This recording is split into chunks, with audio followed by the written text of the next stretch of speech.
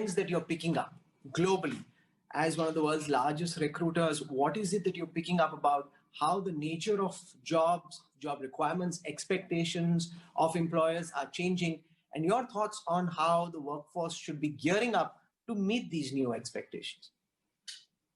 Thank you, Raul, and also thank you for having me here today. Yes, we are active in more than 56 countries in the world, putting every day at work around 2 million workers, around 100,000 companies.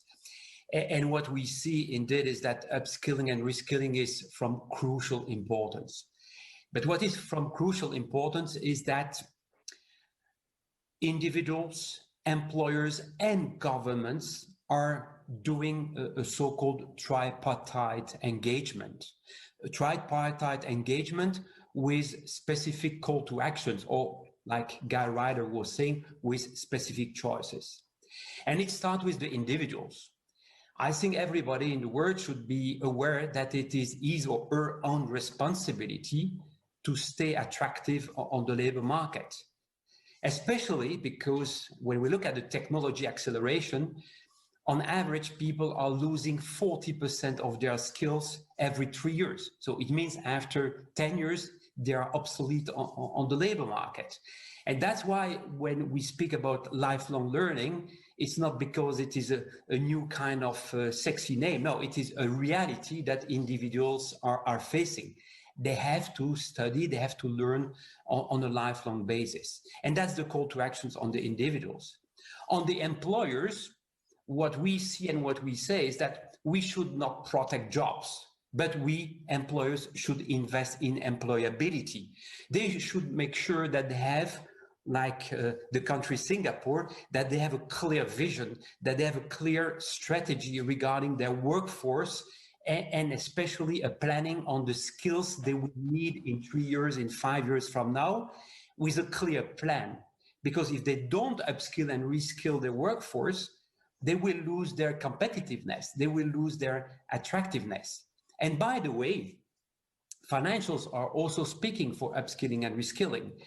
ABB has done studies. If you reskill or if they reskill one of the employee, it will cost them $35,000. If they lay off somebody, giving the burden of this layoff to the society, and at the same time hire a new person with the right skills and capabilities, it will cost them $100,000. So also financially, there is a case there for employers to upskill and reskilling. It's much less disruptive socially, and it is financially attractive. And then we come to the third stakeholders, very important stakeholders, governments. And government have to put framework and incentives in place. And there are already many initiatives and best practices in the world. Again, I would like to quote the individual training account in Singapore or in France, or the training voucher in Brazil. But there are some other ideas that could be put in place. Differentiated tax treatment for layoff versus upskilling. Today, there is no real tax treatment differentiation. Accounting treatment of the training and the reskilling, and really take upskilling, reskilling as an investment and not as a cost. And last but not least, a new idea. We see many countries, many governments putting hundreds of billions supporting the local economy.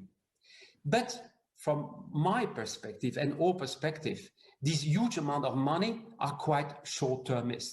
There is no strategy behind this short-term support. Why shouldn't we use this money putting in the economy to reskill and upskill people and link the money, this amount of money, to the efforts of companies and individuals to reskill themselves and be prepared for the so-called new normal post-COVID? Back to you, Raul. Very interesting thoughts there.